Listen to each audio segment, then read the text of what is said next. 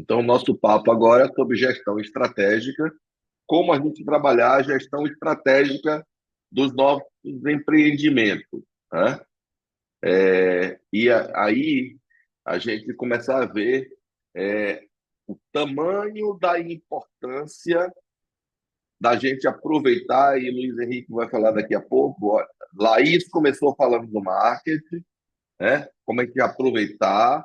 Luiz Henrique vai fechar daqui a pouco falando de forma é, de inteligência de negócio, como a gente se aproveitar melhor do festival.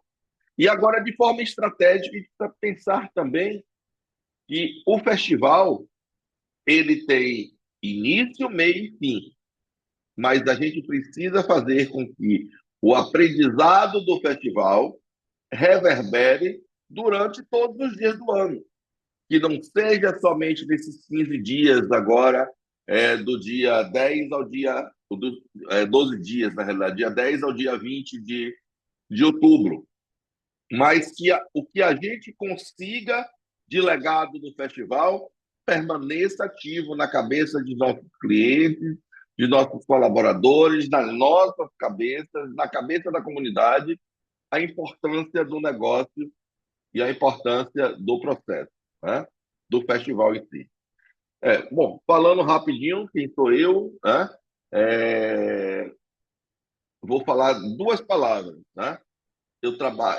Minha atuação hoje principal, já sou consultor do sistema Sebrae há mais de 20 anos, né? Sou consultor da Rede Abrazel, especialista na Rede Abrazel, tenho atuado em diversos estados, acho que talvez todos os estados da federação, sempre na área de comércio, serviço, e nos últimos anos a gente tem aprofundado muito na área de turismo, principalmente turismo gastronômico, na área de alimentação fora do lar. E aí começou a falar um pouquinho da gestão estratégica, né? E a gestão estratégica, ela está focada em seis pilares. O pilar do planejamento, o replanejamento do negócio. O pilar da gestão financeira, indicadores de resultado, né? O pilar da gestão de compras e estoque. O pilar da gestão de pessoas. O pilar da gestão de marketing e o pilar de inovações e processos. Isso falando da gestão estratégica, como eu disse, sob a ótica da gestão. É claro que nós temos o outro pilar aí, que é o pilar da produção, o pilar do desenvolvimento do cardápio, enfim, nós temos outros pilares importantes no processo, mas aqui eu estou falando sobre a ótica da gestão do negócio. E aí, falando do planejamento. Antes de falar de planejamento, eu queria mostrar que não existem caixinhas dentro de uma organização, de uma empresa. Nós precisamos falar isso de forma integrada, de forma estratégica e integrada. Olha que nós temos vários círculos e esses círculos têm uma interseção entre eles. Então, nós não temos que pensar que não é apenas a gente cuidar da gestão financeira, não é apenas a gente cuidar da gestão de pessoas ou gestão de marketing, né? Não vale a pena somente a gente falar, né, do marketing sob a ótica que Laís acabou de trazer. A gente precisa falar do marketing, mas associando a qual é o melhor produto que eu tenho para vender. Associando é que as pessoas que estão dentro da casa, nós e nossas equipes, tem, sabem o que o marketing está fazendo. Não, que as pessoas não cheguem lá no estabelecimento procurando um determinado produto, uma determinada oferta, uma determinada forma de comunicação que vocês fizeram no marketing, e a equipe não souber o que é que está acontecendo. Então a gente precisa pensar que a gente precisa atuar de forma estratégica, né? E aí, começando a falar um pouquinho aqui sobre o planejamento. E quando a gente fala sobre o planejamento do negócio, a gente está pensando aqui e qual é o conceito da casa? Como é que a casa foi concebida? Qual é o foco da atuação do negócio? A gente sabe que é o nosso público-alvo, nós nos planejamos para atender a esse público-alvo. Como eu faço a comunicação dos processos? Como é que está a apresentação da empresa? Qual é a relação que a proposta, o propósito da empresa tem com o cardápio? Como é que está a sinalização, o layout, a ambientação e tudo mais? Então, quando a gente fala em planejamento, a gente tem que pensar nesse planejamento, e aí falando de planejamento de forma estratégica, né? Como é que eu vou planejar o negócio, como é que eu vou direcionar? Ah, mas a gente já está funcionando, o que é que eu posso fazer com isso? Pensar e reposicionar, se for o caso do negócio. Muitas vezes a gente não está tendo resultado porque a gente está focando o nosso. Nós não temos um planejamento, estamos focando a nossa comunicação com um determinado público-alvo, enquanto o público que a gente espera é um outro público diferente desse que a gente está focando. Então, quando a gente fala aqui em planejamento ou replanejamento do negócio, é avaliar a realidade que a gente está vivendo e como é que a gente vai se adequar a esse novo momento. Bom, falando aí um pouquinho de gestão financeira e indicadores de resultado. E aí a gente vê que muitos de vocês, e vocês não são exceção, muitos dos empresários do Brasil inteiro não controlam o seu caixa, não controlam os seus resultados. É importante que a gente saiba, e vital, que a gente precisa ter gestão dos nossos negócios. Quem é que fecha o caixa aqui todo dia? Quem é que confere o caixa? Quem é que fecha um DRE mensal demonstrativo de resultado do exercício para saber se a gente está ganhando ou perdendo dinheiro? Olha, gente, muitos dos empresários do segmento têm um sistema, né? Tem um sistema, e esse sistema utiliza esse sistema exclusivamente para fechar conta de mesa. É verdade? É exclusivo para fechar conta de mesa. Muitos nem o caixa fecham direito. Muitos não sabem a diferença entre o caixa pessoal e o da empresa. Então, quando a gente fala aqui em pensar em gestão financeira de forma estratégica, é avaliar os resultados. E, às vezes, os poucos que hoje controlam, sabe quanto vende, sabe quais são as despesas, sabe quais são os custos, eles constroem, muitas vezes, um bando de dados que não serve de nada para a gente se a gente não transformar esse bando de dados em indicadores de resultado. Botar inteligência nesse bando de dados e transformar em indicador de resultado. Beleza? Outro pilar muito importante, e aí, para a gente falar de controle financeiro, não interessa onde a gente vai fazer o controle. Se é no sistema simples, no sistema sofisticado, né? Se é numa planilha de Excel, se é no livro caixa, o importante é que a gente tenha controle. Né? Hoje nós temos já vários sistemas, muito mais simples, que a gente pode, inclusive, ter esses sistemas de forma muito acessível, alguns até custo zero, como é o caso do Market Cap, e a gente pode trazer ele muito barato. Muito barato não, o Market Cap tem a versão, inclusive, gratuita. Né? E aí não basta hoje, mas a gente tem uma boa ideia, a gente ser carismático, ter talento para cozinhar é uma boa receita. A gente tem que ter controles financeiros que sempre foram essenciais, mas agora, cada vez mais, a gente precisa para uma boa gestão do negócio. E aí, esses controles financeiros viajam aí em diário de caixa, controle de estoque, contas a pagar e a receber, controle bancário, fluxo de caixa, DRE, planejamento orçamentário, balanço patrimonial, mas eu queria falar também um importantíssimo, que é a questão da conciliação bancária de cartões. Vocês conferem se quanto vocês venderem entrou efetivamente na conta de vocês? Prestem muita atenção que isso pode estar sendo um grande problema do negócio de vocês. Eu tenho alguns clientes que perceberam prejuízos grandes que estavam tendo porque os créditos não estavam sendo efetivados como deveriam. E aí, e muitas vezes, a gente tem, todos esses, como eu falei, a gente constrói um bando de dados que não serve de nada se a gente não botar inteligência nesse bando de dados e transformar isso em indicador de resultado para apoiar a empresa na gestão e ter resultado. Não adianta a gente dizer que sabe que está ganhando dinheiro, que está perdendo dinheiro, se a gente não tiver a mensuração, se a gente não souber medir os resultados do negócio.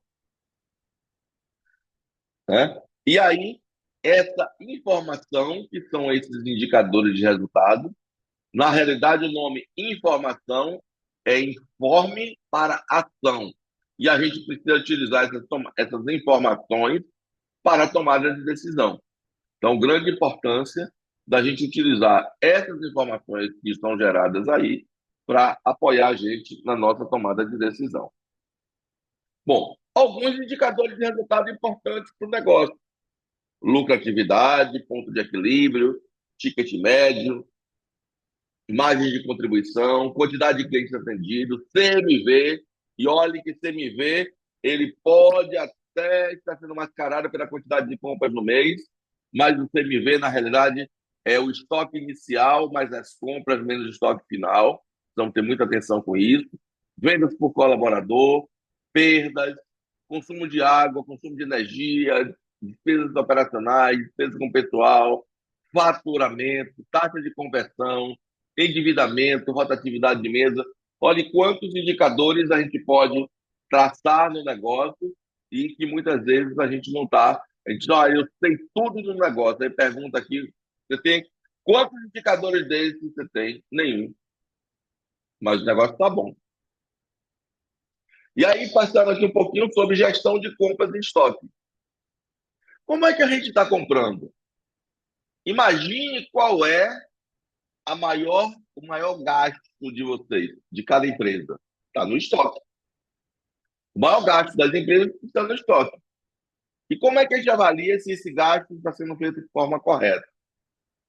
Né? Como é que a gente sabe, imagine, se o maior gasto está no estoque, se eu consigo reduzir o CMV em 1%, ó, eu estou ganhando 1%. Se eu tenho um CMV de 35%, 40%, aonde é que eu posso diminuir 1%? Mais fácil, na gestão de estoque, na ficha técnica, no controle de estoque, né? Enfim, na compra do produto. Então, nessa gestão de estoque, a gente pode ter o maior diferencial do negócio. E aí, como eu disse, CMV, que é o custo da mercadoria vendida, né? É estoque inicial, quanto é que terminou o mês e começou o mês seguinte, mais a compra de produtos e insumos do mês e menos o estoque final. E aí, infelizmente, muitos de nós, empresários, não fazemos o controle de estoque. Ah, você tem controle de estoque? Tenho. O que é que você faz? Aí eu faço o inventário e sei quanto é que eu tenho no final do mês. Eu faço a contagem de estoque. Na verdade, isso aí deveria ser uma auditoria de estoque, porque gestão de estoque, controle de estoque, a gente precisa acompanhar mensalmente qual é o saldo que ficou do mês para o outro, as compras dos produtos e insumos e o estoque final. E, preferencialmente, ter um sistema que a gente possa lançar as saídas de todos os produtos. É evidente, além do CMV real, que é o que a gente falou ali, é importante que a gente tenha um controle de estoque efetivo para a gente ter a real situação da movimentação de estoque. E para fazer uma boa gestão de estoque e ter um bom CMV, a gente precisa saber quanto é que a gente comprou, né? Quanto foi e qual é a quantidade de produto que a gente comprou durante o mês. saber o que foi manipulado, ou seja, eu transformo um produto em vários subprodutos. Por exemplo, quando eu limpo um filé, eu tenho uma perda da limpeza e eu gero pelo menos dois subprodutos: o medalhão do filé, ou o bife do filé, ou a tirinha do filé, que são as aparas. Então, quando eu pego um produto e desse produto eu transformo em dois ou mais produtos, eu estou manipulando. Então, eu preciso controlar o meu estoque, eu deixo de ter o estoque do produto in natura e passo a ter o estoque do produto manipulado. Quando, ao contrário de ter um produto, eu tenho dois ou mais produtos e produzo um produto que serve de insumo para um terceiro produto, por exemplo, se eu faço um molho para botar no filé que eu acabei de manipular, eu estou fazendo uma produção que eu gero, eu tiro do estoque os ingredientes, os insumos do molho e passo a ter estoque o produto produzido, que é o molho que eu produzi, que vou utilizar ele na composição, na composição, que é o produto de venda. Quando eu vendo aqui um filé à parmegiana, eu peguei o bife de filé que foi manipulado, eu adicionei outros produtos que são insumos, né? Peguei o produto manipulado, né? Adicionei queijo, adicionei farinha de rosca, usei a gema de ovo para empanar ou outro produto. Olhe quantas coisas eu acrescentei. Usei o óleo para fritar e usei o queijo e, por fim, eu usei um outro produto de produção que foi o molho. Então, olhe que isso aqui, olhe quantas movimentações eu fiz. E na hora que eu vendi o produto de composição, que eu lancei lá, um filé parmegiana, ele dá baixo no estoque da quantidade de cada produto manipulado, cada produto produzido ou cada insumo que eu utilizei aqui. E com isso, eu tenho mensalmente um inventário de estoque. Com esse inventário de estoque, eu faço auditoria do estoque. E caso haja divergências, possíveis desvios, a gente tem que adotar medidas corretivas para isso. E aí eu pergunto também a vocês, como é que a gente faz o preço de venda? Como é que a gente faz o preço de venda? Não é somente, às vezes, muitos falam, primeiro eu preciso ter a ficha técnica. Eu preciso saber quanto é que custa o produto. E aí eu tenho que pegar aqui, né, cada ingrediente, quanto custa, qual é a quantidade que estou usando, né, e quanto me custa uma porção. Olha, nesse caso aqui, uma porção da costela barbecue custou R$ 16,21. Então, e isso está sempre sendo atualizado, porque o preço hoje muda todos os dias. Vamos dar um exemplo aqui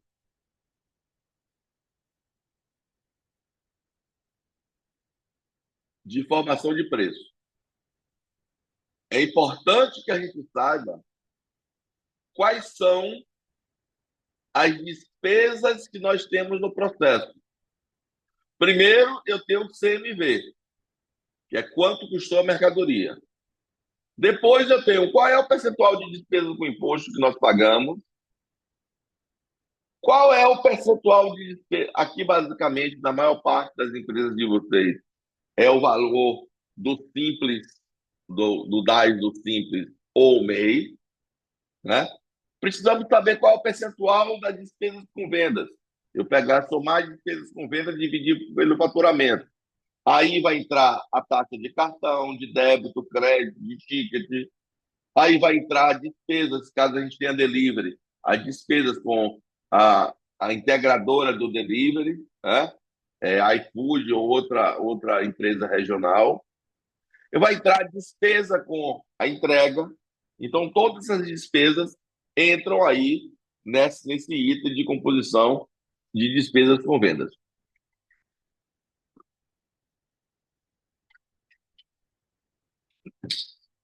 E aí vamos lá.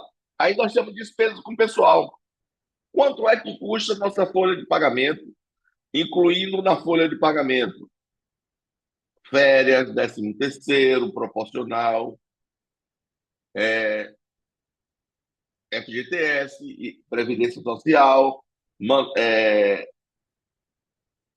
fardamento e EPI, transporte, enfim, todo o prolabore do sócio da empresa que está trabalhando. Então, tudo isso aí compõe o nosso percentual de despesas com pessoal. Despesas com operacionais, aluguel, contador, energia, água, internet, gás, marketing, manutenção, quanto é que custa tudo isso, e depreciação, que nós vamos pensar em depreciação agora no primeiro momento. Além disso, nós temos uma margem de lucro pretendida, e uma margem de 8 a 12%, uma margem muito boa na realidade de hoje. E aí, fazendo aquela conta, pegando esses valores aqui que a gente arbitrou, um produto que custa para a gente, com esses indicadores aqui, 16 e 21, eu faço uma divisão